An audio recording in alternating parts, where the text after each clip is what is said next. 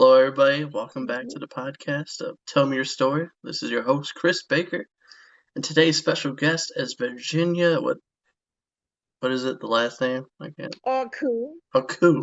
Virginia Arku. Aku. Aku. And now she's gonna tell us her story today. How it starts from the very beginning. Where did you grow up at? Well, I grew up in a little small town in Lancaster, South Carolina. Lancaster, South Carolina. Yes. I've actually had a well. There's one here in Ohio, Lancaster, that I got a little story about. I got lost there. I got lost in Okay. Lancaster one time, but it was a good time. It was a good time. We'll go ahead and continue your story. Okay. Are you ready for me to tell my Oh story? yeah, I'm ready. Uh, Okay. Well, I grew up in a small town in Lancaster, and well, it was a nice town, and I would say that I had a pretty good childhood considering I grew up in a family of mental illness. Hmm, And many people, they really do not understand mental illness, but it is, uh, well, it can do a lot, to families. It can really disrupt families. And when people do not get the care that they need, it can be overwhelming. indeed, that is very, Well, very, very true. That it really goes off the radar. A lot of people dismiss mental, and they don't. A lot of people don't want to talk mm, about it, but I've learned in my life, and I'm pretty sure there's other people listening right now that they have also learned in their life that it's best to talk about it, to let it out, to express it. oh, and well, it was my mother. My mother, as I grew up, she was spent most of her lifetime in a hospital, a mental hospital.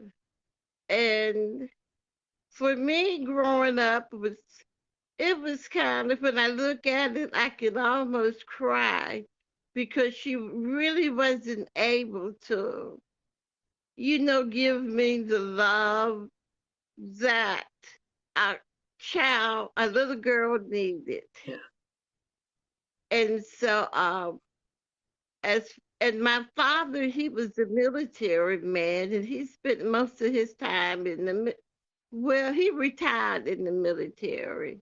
yeah. And at that time, well, my mother wasn't really able to, I have three brothers. She was not really able to take care of us. So my grandmother, she took care of all of us. Hmm. And at this time, she was working, and my grandmother took care of us until I was 13 years old. And I have an older brother. At that time, he was around 16. Hmm. And so when my grandmother passed, it was my brother for the time. He kind of overseered us as much as he could, but we were still going to school. And my brother, he was in the 12th grade, so he finished, so he went on to college. So it was me at 14 years old.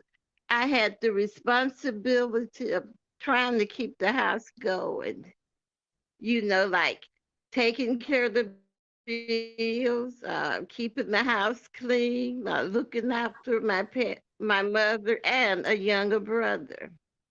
And during that time, it was hard. It was very, very hard for such a young girl at 14 years old having that kind of responsibility. Can you kind of you like, know. can you kind of like explain like what it was like? I could imagine just like what I'm thinking over here, and at the age of 14, a lot of us Yes, are still growing up at that time, and right then and there, you're talking about you had to be, a mature adult at that age. That a lot of yeah, people are still growing at that age. How yeah. was You that? know that actually that was the time when I should have been out with other, kids having fun, and just enjoying a childhood life. But I was unable to do that. As a matter of fact, I an aunt with my mother's sister was living there because she returned into the home after my grandmother died. So she was there, and I had a grandfather there. However, they were there. They were just there because you know me as a little girl with the little government check, since my father was in the military, Hmm. that I was the one at this time getting the check, buying the groceries and paying the bills, had a lot of responsibility. And it was just way too much for a kid. And I really didn't get that much help from it. They say that, taking care of children um is everybody's responsibility. Sometimes it takes a village to take care of kids. Hmm. But at this time I really didn't have that much help. I really didn't have that much help. And when I look at it, but however, we did go to school. We could have had more help than what we did, or I could have had more help.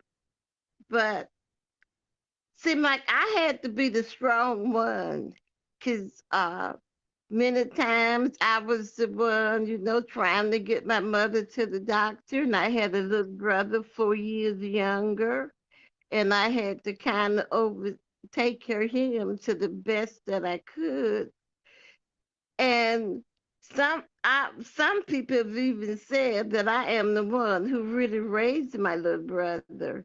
And maybe that's a good thing, and maybe it's a bad thing. Well, did he But turn out all right? it might have would have turned out all right, but no, it really didn't turn out okay. But not having a mother, the love of both parents. When I look at it, I think we did pretty good because we did go to school. Like all the other kids. They went to school, so I guess we thought we were supposed to go too, and we graduated from school. That's amazing. And that was good, and I kind of look back at those days, and I thought about, there were a lot of talent that I had, and I could have pursued, the talents.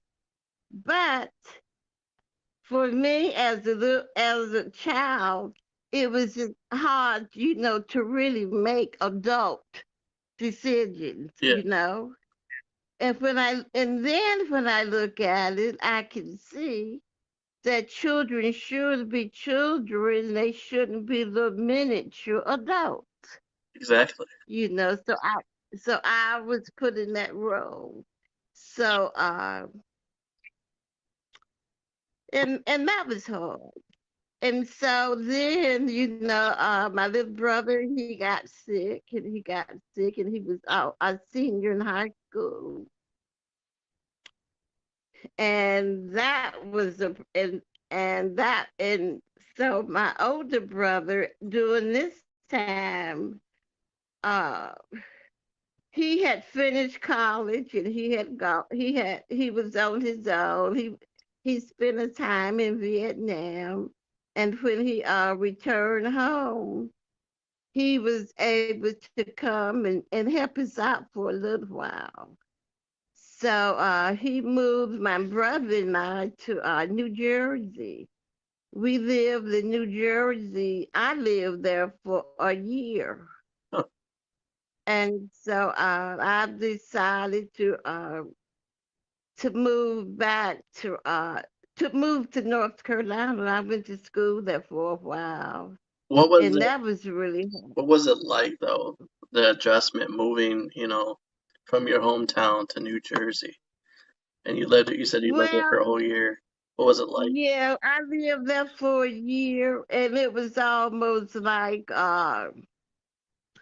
it was it it was pretty good because there I was my oldest brother, he was working. My younger brother, he completed high school there in New Jersey because in South Carolina he took sick in and we had to really kind of take care of him because he was having problems. We took him to the doctor, Mhm. and there was a medication that he was on that caused a lot of problems.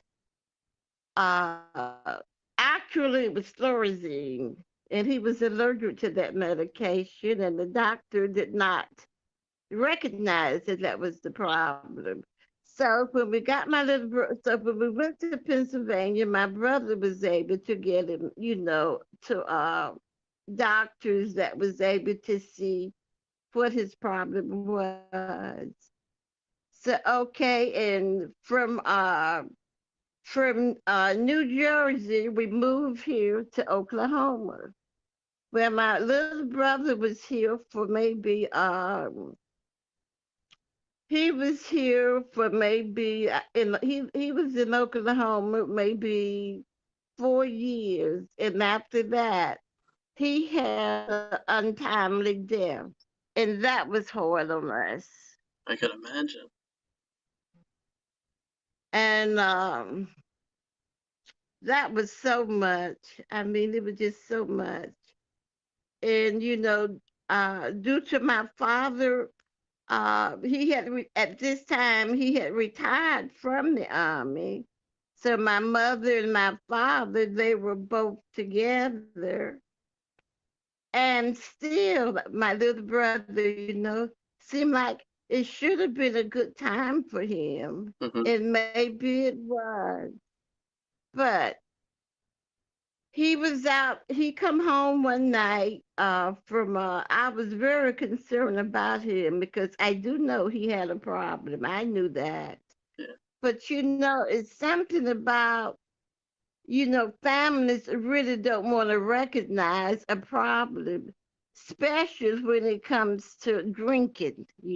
Yep. They and they really, and so he did have a problem, and I know now that the problem was due to drinking.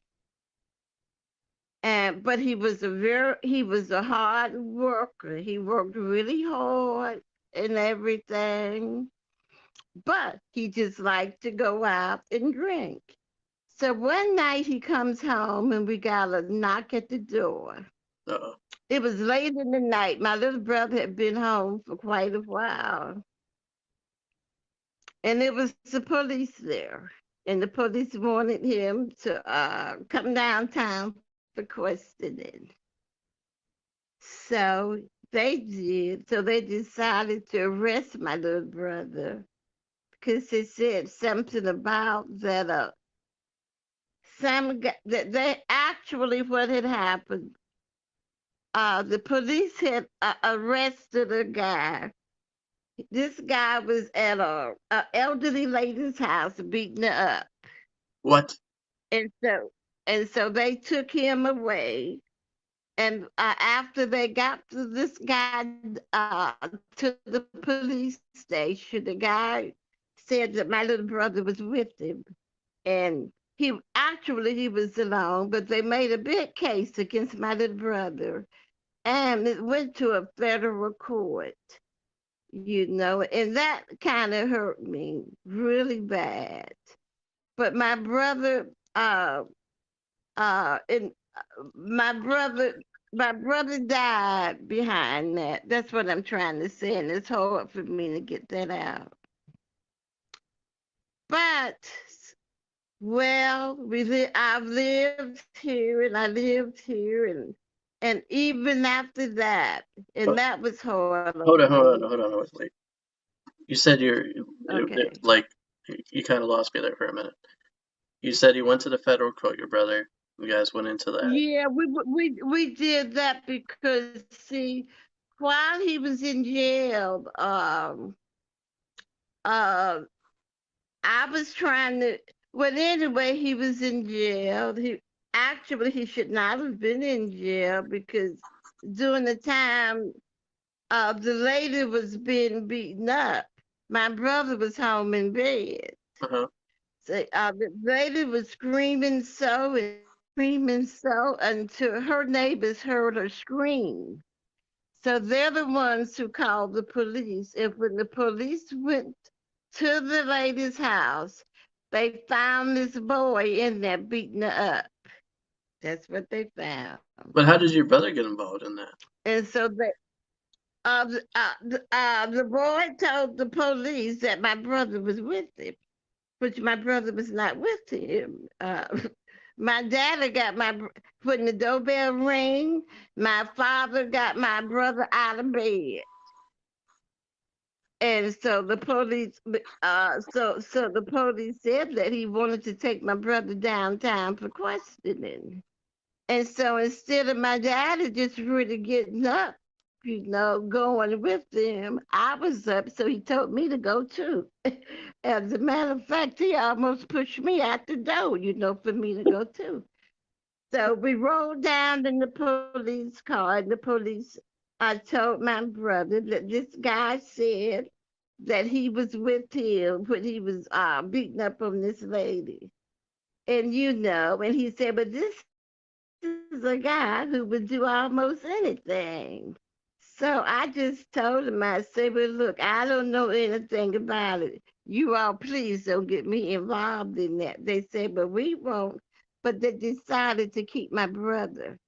So, okay, I went and I talked to the little lady myself. The little lady told me that it was only one person that was beating her up, and it was the person that the police had found in the house. But they but Okay, they still proceeded I, to arrest your brother though, and but they decided to keep him anyway, and while he was arrested, he was he was crying and screaming and I would go to see him and they were very mean to me. They didn't allow me to see my own brother. And so I was trying to tell my father, we need to try to get him out of jail. See, he was drinking. He had this drinking problem, and had been arrested on numerous times for being a public drug. And I would always go and just get him out and get him out. So one day I finally told him, now, I'm getting you out of jail, but you're going to have to pay me, for getting you out of jail. So my father told me, well, uh, don't get him out. If you get him out, well, my father was telling me not to get him out, and so my brother told me, well, Daddy said that I don't have to pay you back. I said, well, if you go back to jail again, you just have to stay. So I didn't get him out this time, and I wish I had, because due to him screaming and just hollering, there was a judge that wanted him to go to Vanilla Hospital and wanted my daddy to take him. He turned him over to my father. So this is what my father did. Uh, he he took my brother to the hospital, and an hour before we left the hospital, my brother was dead. That's how we got to go to this federal court. did they With explain like what leaving happened to your brother? Like Well, we really still don't know what happened to him. Uh, when I- when I got home, the house was just full of people, and I couldn't understand, why there were so many people in the house. And finally, my mama told me that my brother was dead. So that's why we end up going to a federal court. But and that was I'm 70 years old now. At that time, I was 30. Well, we did win that case. We won the case because y- uh but it was I kind of think we won the case at the federal court, and then we knew that this case would be appealed. We knew that, because the lawyer had said whoever win, it would be appealed. Mhm. But for some reason, I do think that my father decided that he didn't want to take it any further. And now I do think I know why that he stopped. He stopped it. He didn't take it any further. Wh- But Why did what he I'm stop? trying to, I What? kind of think he had been threatened. Oh, okay. Okay. I got you. I kind of think he had been threatened because when I look at things now, I can see that right now I'm living in Alabama, Oklahoma, and let me see, I'm 70 years old now. No, you're not. No I way. am 70. I'm 70 years old You ain't no now. 70. You're like 30. Yes, sir. You're only I'm 30. 70. I'm 70 years old now. What's your secret? And well, I think my secret is just being just trying to be a good person, just trying to be a good person. Amen to that.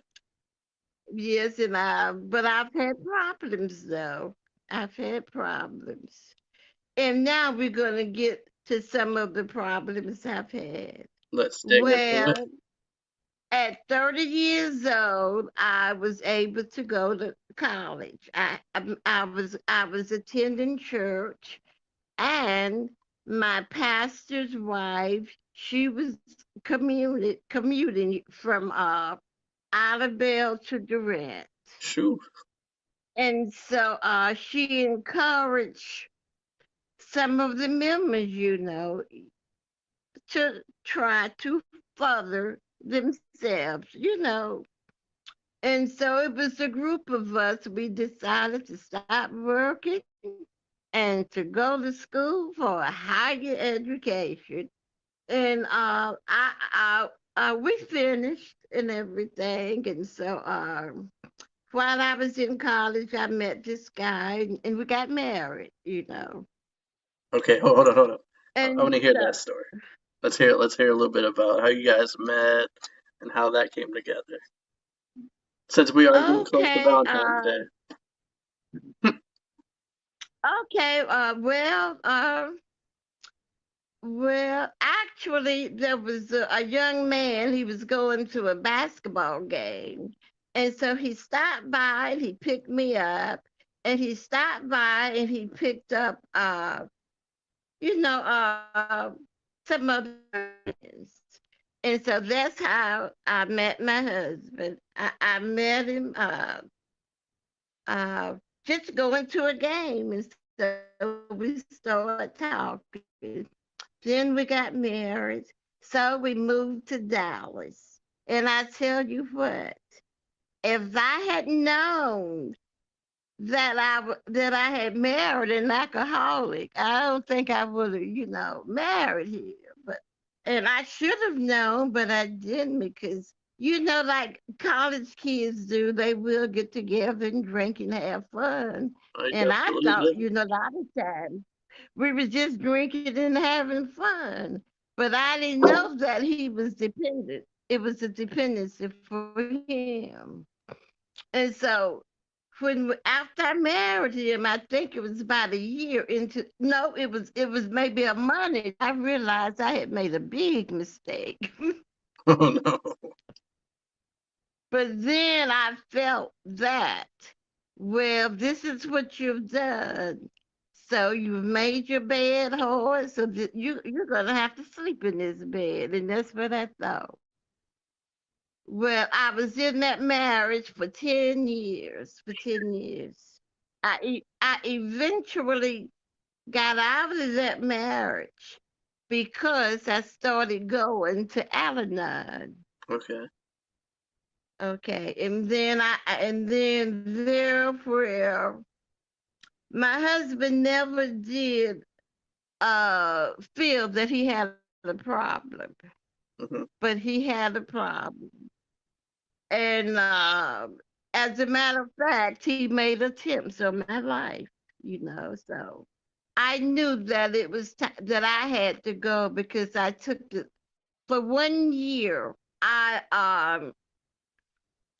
was in the Al-Anon program. I had got a sponsor. I had worked the 12 steps of AA, and I went to all the meetings. And I read the big book of AA, which is like a Bible, to alcoholics. But uh, the 12 steps could also help the families, like the Yep. wife, and there were a group also for the children. So I left. So I left there.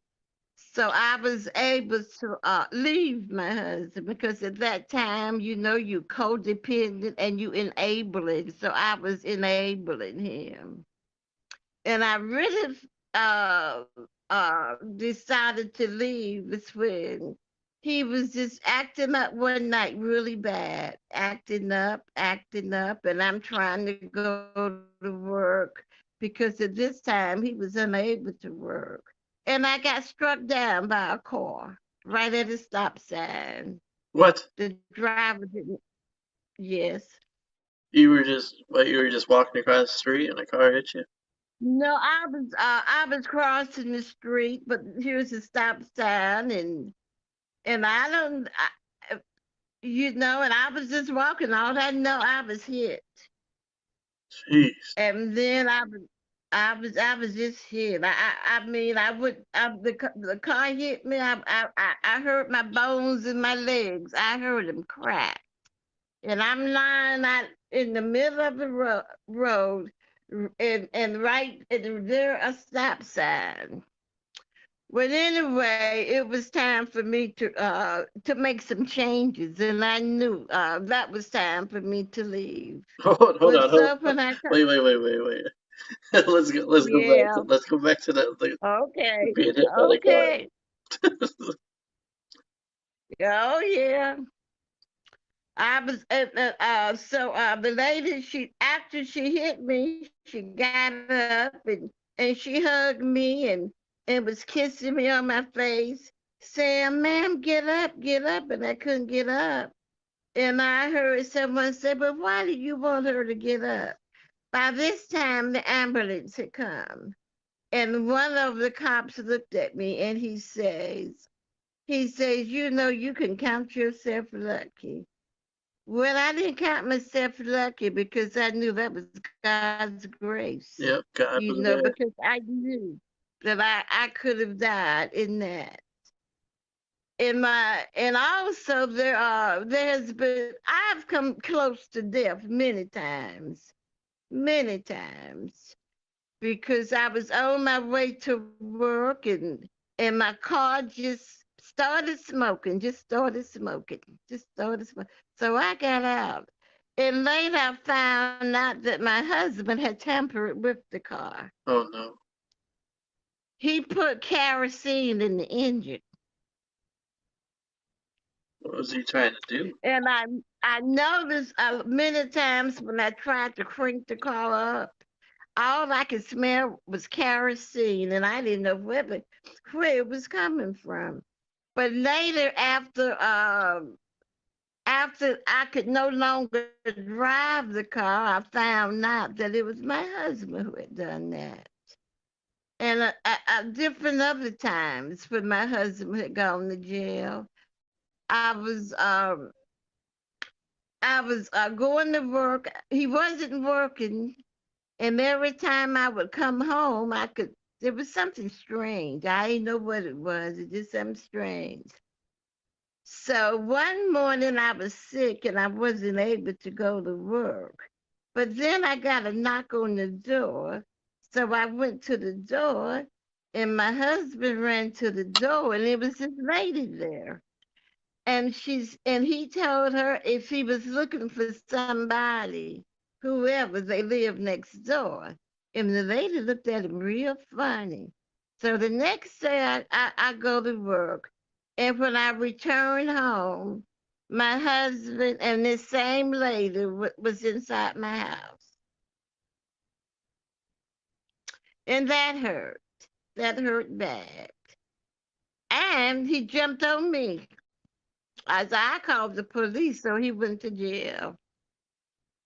And so, and that was time for me to leave. I gave him chance after chance, to get himself together. I told him, I said, one day you're gonna wake up and I will not be here. So he was telling me, you just using tactics on me. You just using bluff tactics. So one day I was gone, and then I got my divorce, and and and about maybe years later, I did found out that he never stopped drinking, Mm. and he ended up dying because of that, of not getting the help he needed. But now I'm gonna get to my story now. Hold on, before we continue. Okay. Um, like if there's anybody that's going to like if what would your advice be to somebody that's kind of in the same situation? They're married to an alcoholic, going through the same kind of stuff that you dealt with. What would your advice be to that person right now? Well,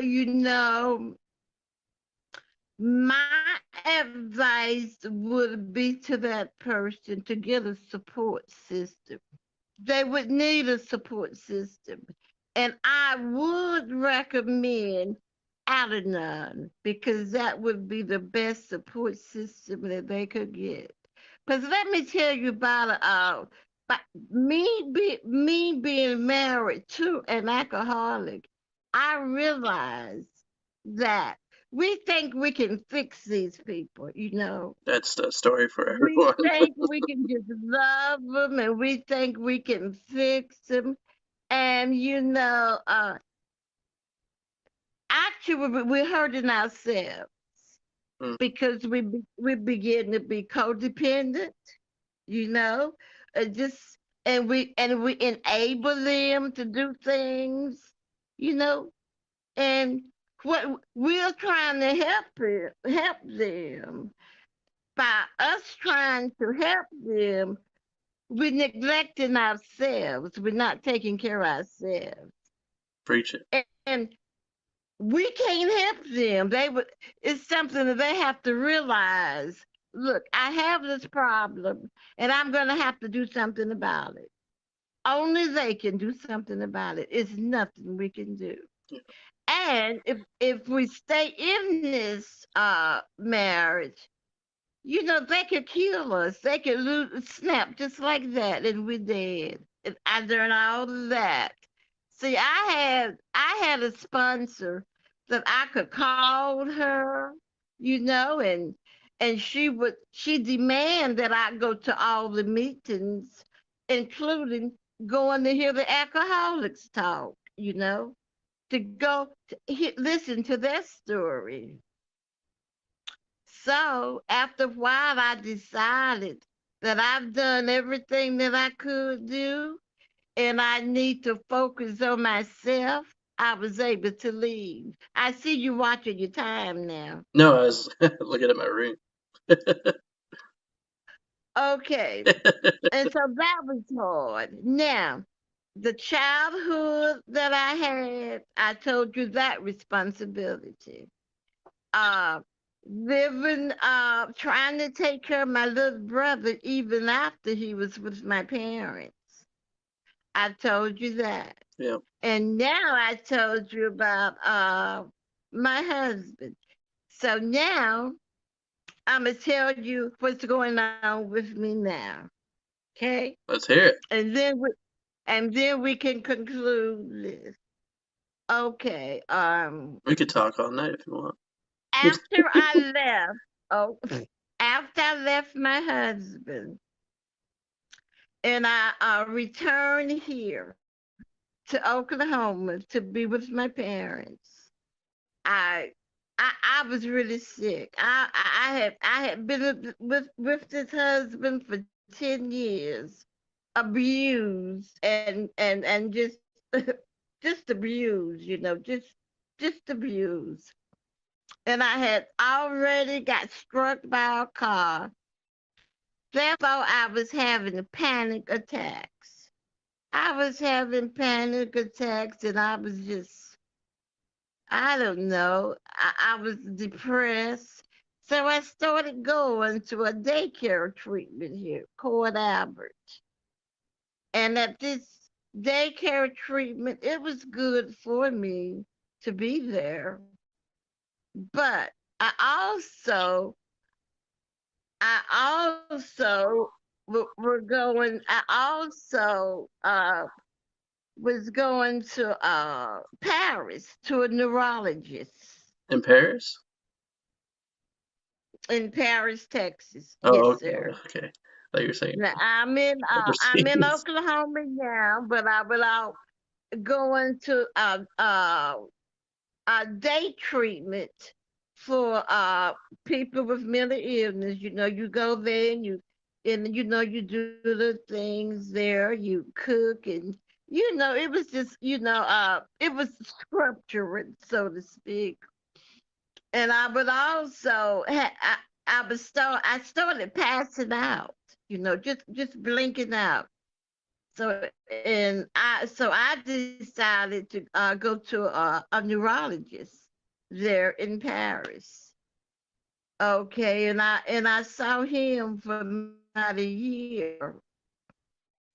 All right, so I told you that part. But while I was going to this place here, Court Abbott, okay, I was able to get a money, what you call it, help from the government. Welfare. So I got this help, and there was a counselor there. And so after I received the money, she come helping me and wanted to take me shopping and do things with me. Um, uh, and and so I said, that's okay. Then she took me to the bank and and actually she got some of the money.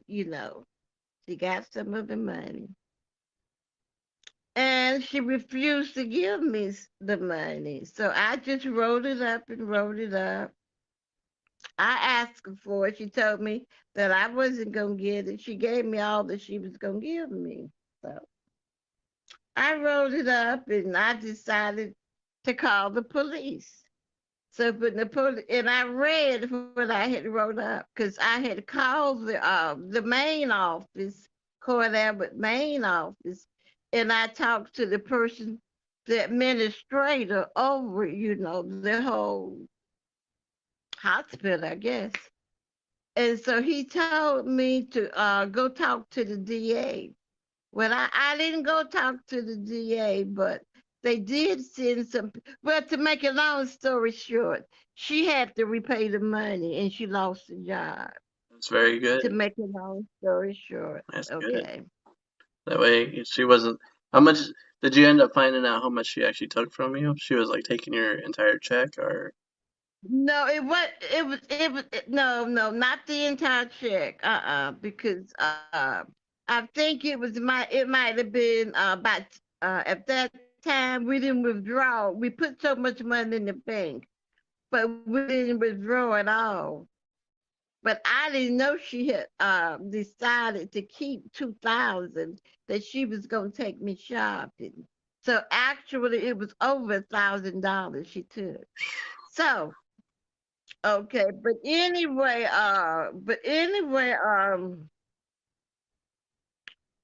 okay, she did pay it back.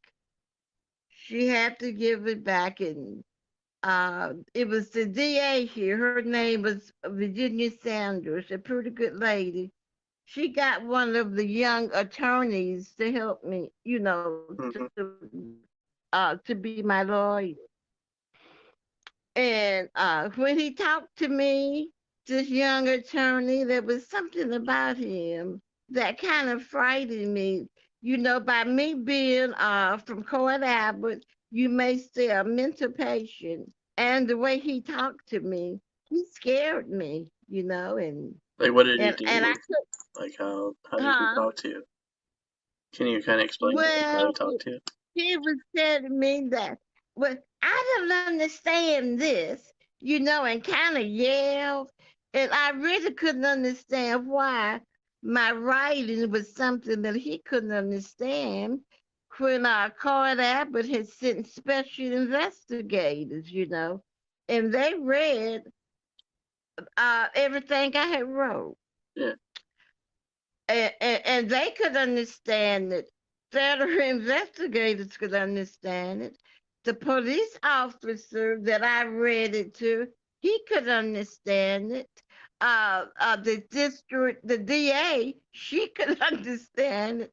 I had a problem, but he couldn't understand it.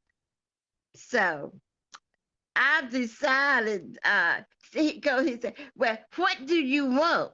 Well, whatever you want, that's what you're going to get. I said, well, Lord, I'm going to have to hurry up and get out of here. I said 1,000, but it was more than 1,000, but that is what I got. She did pay that, and she lost her job. And I couldn't understand, why wasn't any of that in the paper. Mhm. So I'm so I'm gonna tell you a little bit more about Iberville. Okay. All right. So now, okay, that happened 40 years ago. Okay, and oh yeah, during the time, and so there were another time when I had just left the house, and I was walking on the side of the road, and I looked up. Here comes a car, headed straight at me. And the only thing I could do was jump the ditch to keep from getting hit by this car. A cop car was coming at And you? coming, headed straight at me. Uh-huh. What? I jumped the ditch. And my father's car was parked on the side, on the side of the house, side of the road. Uh-huh. When I jumped the ditch, the car hit my father's car. That left window just tore. I'm not a headlight. It was that headlight. The left was. Of just, I mean, just smashed it all up and just kept going. What? Well, So did I you find out anything called like the police. the whole reason why they did that, or? I know why. It was some relatives of mine. They had been drinking all night long, and there was a car full of them. Oh, they And stole a cop car, you're saying? sir, I called the police, and the police come, and I told him who it was, and I said I had to jump they had it straight at me, and I had to jump the ditch. And it was the investigator. He looked around at the ground. He said, "Oh yeah, I can see the swerve. She couldn't straighten up." Okay. So when I went in the house, we went in the house. And so I was real nervous. But the police had me to write up the report, as nervous as I was. I can imagine. Had me to write, had me to write the report up. And so when my father comes to the house, but he finally get home, he wants to know what happened to his car. His car. And so I told him, and the police was there. And later, I didn't hear anything else about it. You know, I thought my father could take care of that. So he couldn't take, I don't know. So there was a time when I actually saw the police again. The detective, he was a detective. I said, whatever happened? What did you do about that? And guess what he told me? What? Well, those people said that you were walking in the middle of the street. Yeah, yeah. And then this is like at the same time you've been sober for a couple years, and then they're trying to tell you stories like that. You're like, come on now, come on Who, now. me? Yeah, Me? yeah, I was never alcoholic. yeah. That's what I was saying. You were going to classes, you were sober, and they were trying to act like you were drunk. No, no, no. You see the thing of, oh yeah, well I was, they say you, and so the police knew that I was not in the middle of the street because I was walking on the side of the street, where my father's car was parked in front of the house. He even saw the swerve, the prints where Uh, she couldn't straighten the car up. Well, nothing was done about that. And my father I think at that time huh, he might have been 80 at that time. I don't know, but he was a senior citizen. mhm. Something could have been done about that, but it wasn't. And so there's another time when I had taken a family member to the father to the doctor. This one comes in and she was upset about something. She jumped on me. I actually passed out, had to go to the hospital, called the police, and the police, they came and they didn't do anything, not anything. And I could see that they weren't going to do anything, so I decided to go to a lawyer. And I told this lawyer, I said, I'm going to need you because I'm getting ready to do something. Hmm. I saw you couldn't get any help from the police. So I decided that I was going to learn. I'm afraid of guns, but I thought I was going to learn how to use one because I was just tired of people running me off the road. Yeah, I wouldn't I feel was safe. with cars, automobiles. I was tired of them beating up on me. And so the police, this lawyer told me, he said, no. He said he didn't want me to go to jail. He said he didn't want me to get in trouble like that. He said he wanted me to go and what you call it when you take out some kind of peace deal. Let me see if I can't think of the name of it, Peace treaty. but it's some kind of deal that a person can't come so many so many yards and so many feet. Oh, a You restraining know, order. they Restraining they had order. to stay. Yeah. So that's what I got. And so eventually, I was going to court. I had to go to court, and this person would never show up. So they issued for this person, they issued arrest for this person. So when the police was trying to find this person, they would go to a house, but she was hiding. She didn't want to be caught. So the police asked me, do you know where she is, where she lives? I said, yes. So the police told me to meet this person at a liquor store. He asked me, did I know what this liquor store was? He said, meet me at the liquor store and take me to her house. Okay.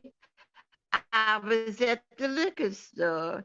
And then when I looked up, I told the police, I said, well, there she is right there. He said, what? So he walked into the store. And at that time, I don't know if he picked up at that time or not.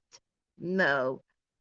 But he knew where she was. Another time I had, so anyway, I went back to the liquor store and I was trying to apologize to the owner of the liquor store. And the owner of the liquor store cussed me out. He told me I should have took her. I should have took the. He telling me what I should have done when I was only following the police's orders. Yeah. I mean, cursed me out. Okay, but anyway, this one was finally arrested. And I mentioned the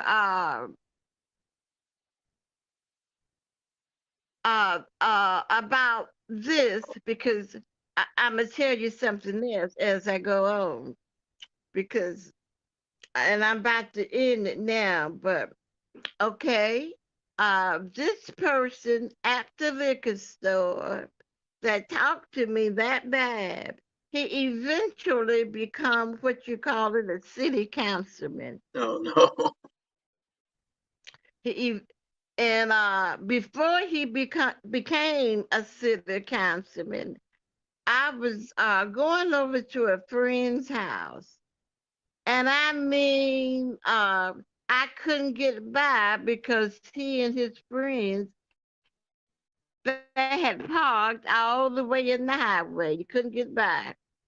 And so I blew my horn and just kept blowing until I had to turn around and go the opposite way.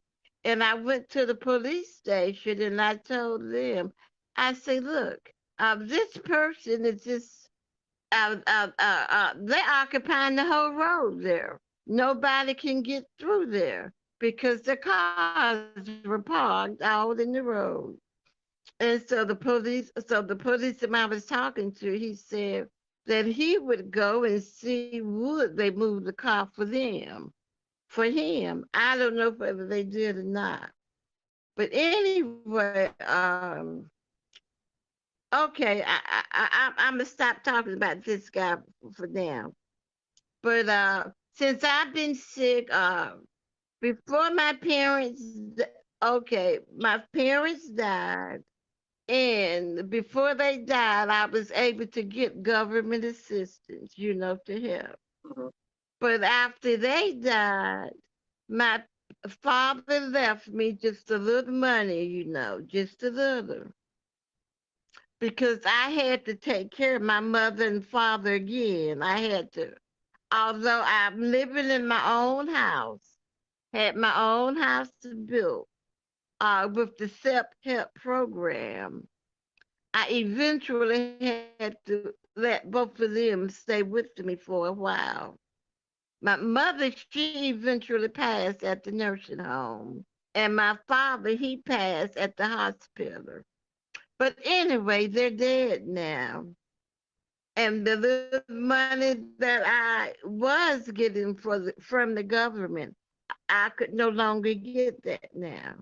Okay, so here I'm doing everything myself, trying to take care of myself. And it got so bad until my health started deteriorating. I'm a cancer survivor. I'm both breast survivor of cancer and a colon survivor of cancer. You're a warrior. God is good, isn't God is he? good all the time. All the time.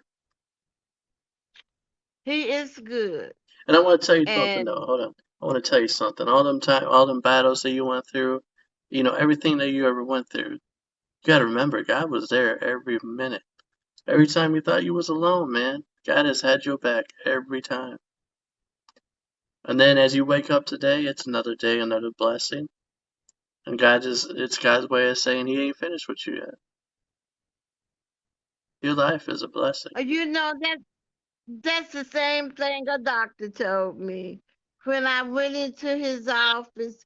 My primary doctor, she wasn't there.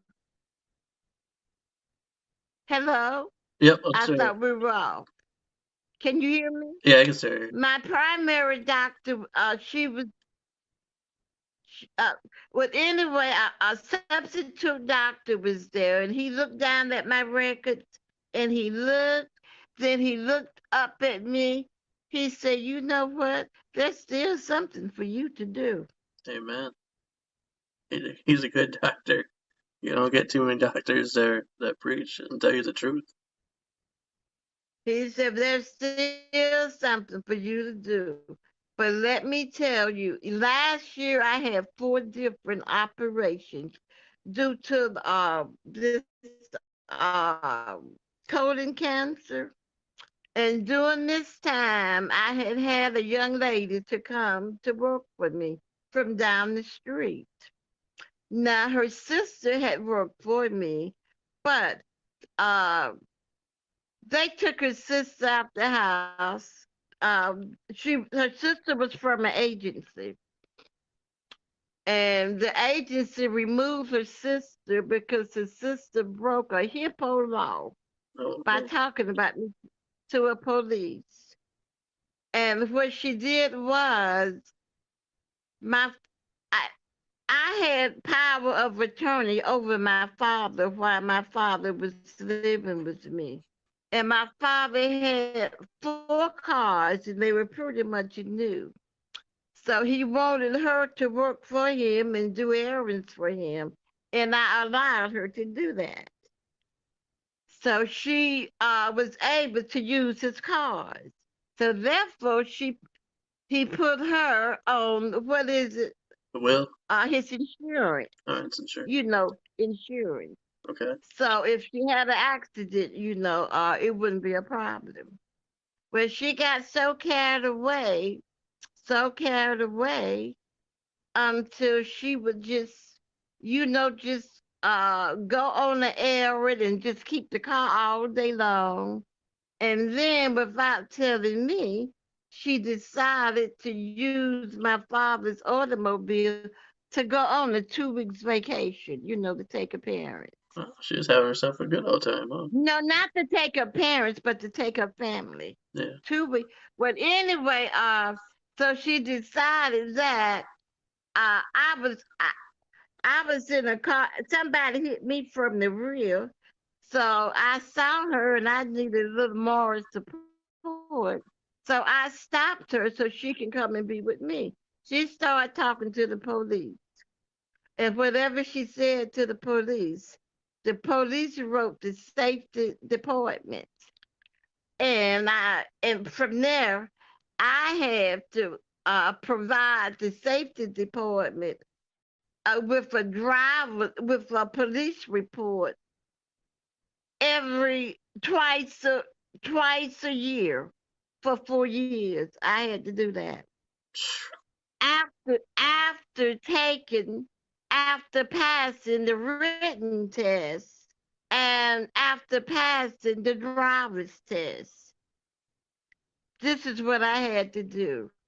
And I was talking to my doctor about it, but there was something kind of wrong with that doctor because it had to be if he was trying to give me a pap smear uh, this month and 3 months later another pap smear when you only need a pap smear for once a year. Hmm.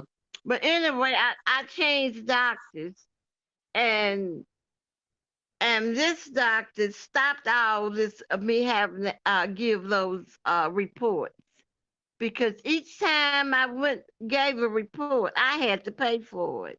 Had I not paid for it, my license would have been revoked. Mm. So okay, Yeah. I got her down here. Of the same girl. Actually, when she was talking about me to the police, uh, that was bad because she had broken a federal law, which is called HIPPO law. The hippo. Yeah. HIPPO. Hippo. And so I guess the police was not aware of all of that, but she had just broken the law herself. So okay, her sister, I got her sister to come and stay with, not stay with me, but to help me do some work. Because at the time, although I've had this breast, although I've had these operations, I'm in a wheelchair, baby. I Mm. couldn't walk. I have a disease Really? that's gonna eventually I won't be able to walk either. You got the So Benjamin Button disease, huh? Where you stay young your whole life. let me see, this disease I forgot what they call it, but it's a bone disease along with arthritis and gout. Oh, I've heard of Sometimes I've arthritis, had gout so bad that I couldn't get out of bed. Well, anyway, this another girl was working for me, and I mean she pretty much stole me out of house and home. yeah. Every day, she was. I had told her how I could pay. Just come, maybe 3 days a week, and I would be able to say 3 hours, and I would be able to pay her maybe $10 an hour.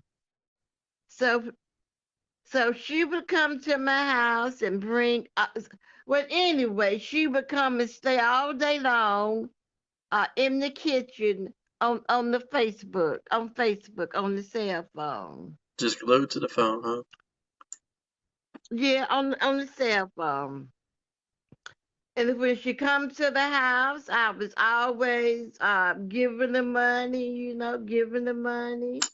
And she would bring her little nephew and we'll go out to eat. I was always buying, food for them. She would always borrow the car, and every day they needed something.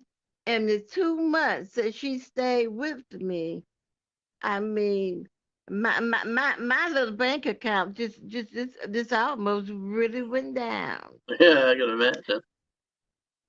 But I had to let her go. And when I let her go, she filed charges against me saying that she worked over 280 hours without getting paid. Yeah, I don't think being on Facebook is working. Huh? I said I don't think being on Facebook is working. I don't count that as working.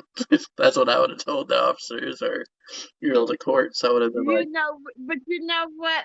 At that time when she did this, that's when I had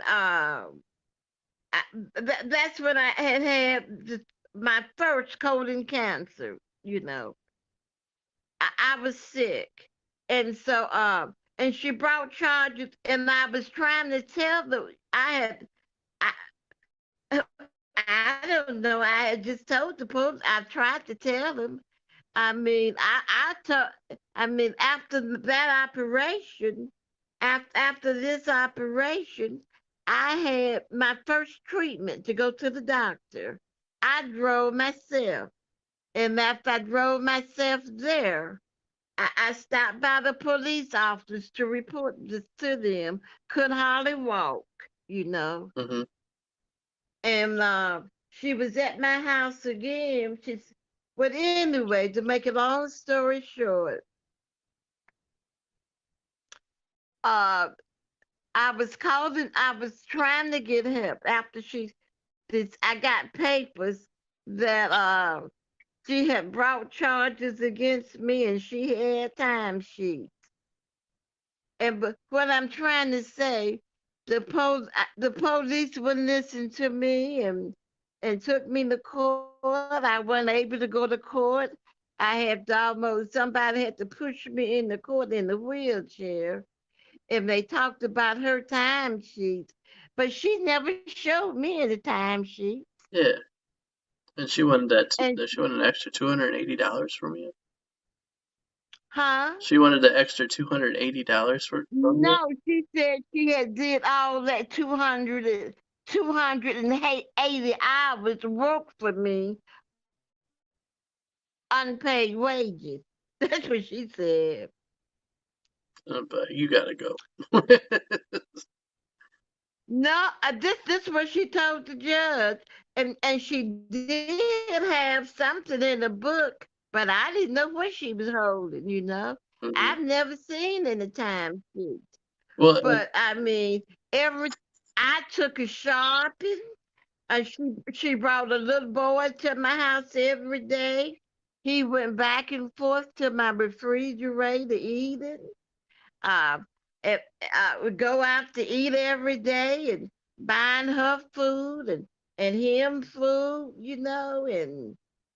and I've even taken the shopping. And I mean, the people was just really taking advantage of me. That's yeah, what they they're using did. you.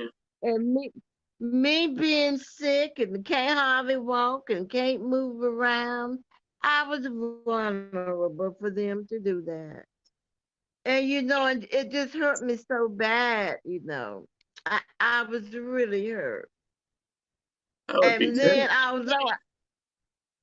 although I could not walk, unable to walk, and I struggled to even go and pay my bills after that.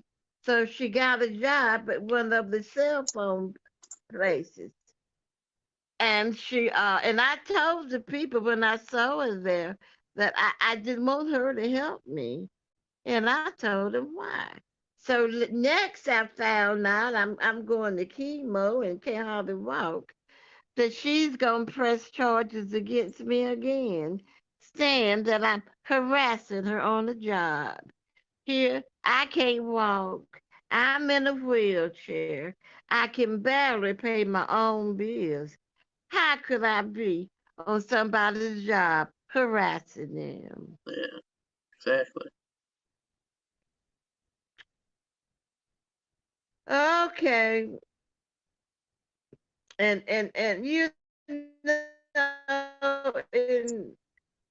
the police, and I'm trying to talk to the police, and I'm trying to tell them, and they're just talking to me like I'm crazy. Yeah. Like I don't know what I'm talking about, going through all this.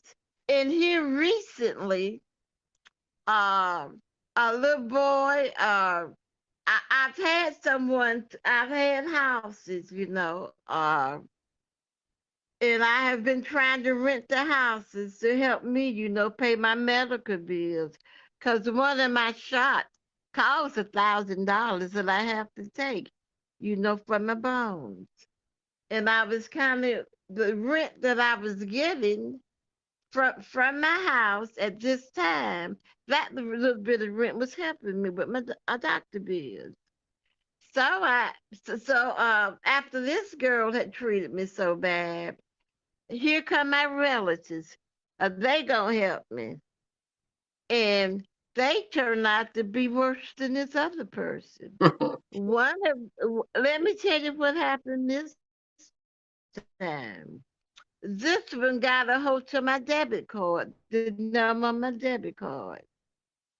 What she does, this is out of bed. She didn't go to these loan companies. She called these loan companies using my debit card number. And here in Idabel and in Broken Bow, Oklahoma. And the reason why I found out that money was missing, because I was at the bank to make a withdrawal and I didn't have any money. It was And I completely knew cleaned out. something was wrong. And it was around the third, at least I would have got my social security check. Yeah. Yeah, you got something. I had called, and I was looking through my statements trying to figure out what happened. So I called the Alabama National Bank, and they ran a trace on it, and they found out who it was. It was my cousin that was supposed to be moving in my parents' home. Okay, I told my cousin I didn't want her to move into my home. And without it first, Alabama National Bank said that they would have to have a police report. And once they got that police report, they would refund the money that she had taken. So the money that we found she had taken, they would replace it. And God knows I didn't want to have anything else to do with the police. I didn't want to have anything to do with them Well, it's your because record. I don't blame you. because when I was down there trying to talk to them, one of the officers told me to leave and not to come back down there anymore. Really? hmm Done by I snitch. asked him, I said, "Are you threatening me?" He told me, "Well, you can take it any way you want to take it." So I didn't want to go back down there. So, and I told the lady at the bank, I said, "I don't want to go back." She said, "Well, Virginia, if you want your money back into your account, we need that police report." Okay. Yeah. So, um, there was one policeman that used to live right across the street from me. I said, "Well, I'll talk to him." So I'm in my walker. I might have been in the wheelchair because we have a bus transit, that take you around, Yeah. and they help handicapped people like me. So I did go to the police station, but I didn't, I had called down there to make sure the special officer was there. And I waited on the outside for him. So finally, he wasn't there, but I waited. He come, and I told him what I needed. I said, "Now I need a police report." I told him, but I gave him the papers. The people at the bank told me to give him, and I told him, I said, if you all had helped me the first time, I don't think I would need this help this time. I don't think this would have happened. So, okay, they did write up something. And I told them, who it was that took the money. And so I said, I want you to go and tell them her to get the house keys and tell her since she did this to me, I do not want her to move in my family's house. Okay. I uh I would call them and ask them have they did any more investigation on uh on the person who took the money. This officer said no. I would ask him, had he talked to the person who I told, did he have the house keys? Because I had asked him to get the house keys. Yeah. He told me no. And so from the bank, I asked them, I say, have the officer been to talk to you all? Guess what? What? The officer had not been to talk to anybody at the bank. Not anybody. What? But they wrote but but they wrote up a whole lot of stuff that didn't make sense. So uh, and so the officer told me, well, you're gonna have to go to court to get her taken out your house because she says she's a resident. Yeah. Okay. When I go to the, I had given this young lady two eviction notices. So on the second eviction, they told me that I would have to get a court, had to go to court to have it removed. I would have to pay the court fee, and they would fund the court fee. Guess what? What? I went to court. The judge talked to me just like I was a. The judge hurt my feelings, pointing his finger at me and yelling at me. And she hurt my feelings, talking about my brother, my oldest brother in Pennsylvania, and he lives in New Jersey. He didn't have anything to do with anything. And the court, the judge, uh, said they didn't even give me my court fee. They told me you win your case, uh, uh, your court fee would be refunded to you. Okay, they had to get out my house, and she had been in my house for 3 months, 2 or 3 months. They didn't charge you anything and kept my court fee. Huh. Interesting. Now, can you imagine any of this? And I like called the the way you're governor's describing it, office. it just blows my mind. Just all the stuff that you've gone I through. called I called the governor's office, and I've called the who is it? Uh, the attorney general's office,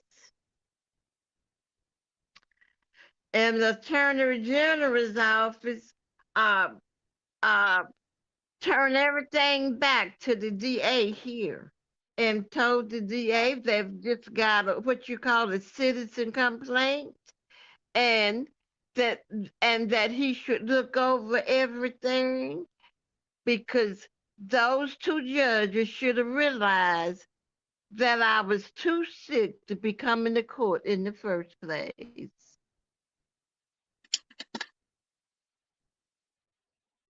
And I haven't heard from the DA here yet. I mean, he refused to talk to me and has not even called me about anything.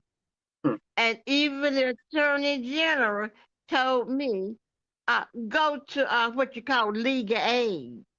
When I went to legal aid told me that they couldn't do anything to help me because they had more important cases to take care of, like domestic violence or something.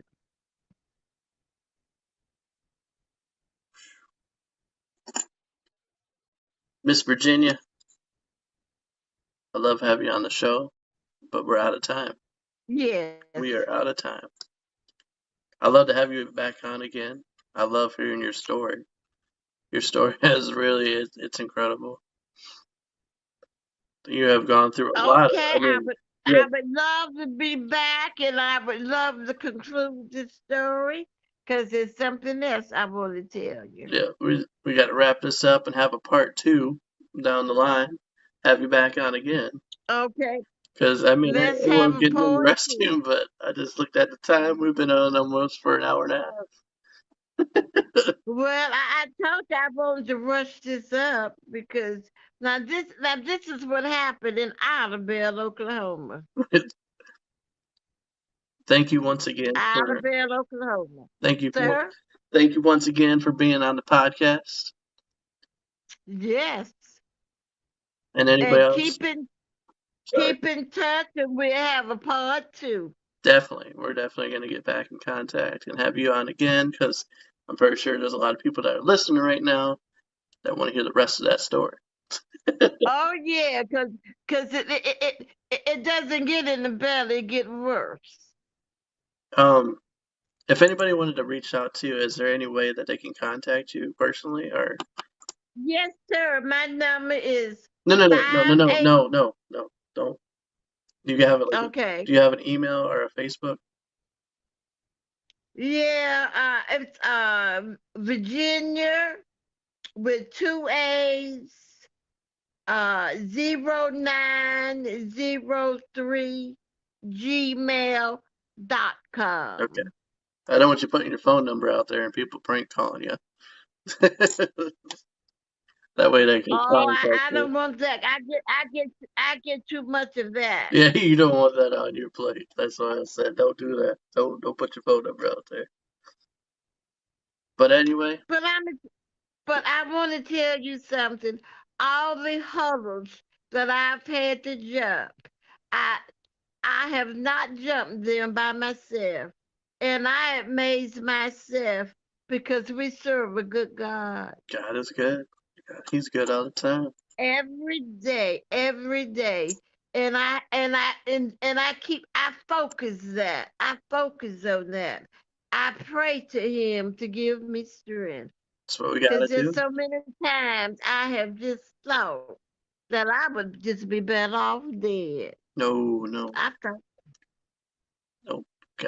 but God's with you all the now time. life is more important to me than death. Yes. Life. God's not finished with you yet. And he's gonna share your story So to the world. have a good night. You too. And anybody else that's watching, if you'd like to tell your story sometime, feel free to message me. Other than that, All right. thanks for watching. This is Thank Chris. you. Bye bye. That's Virginia. Peace. Hey, Peace. wait, wait, wait.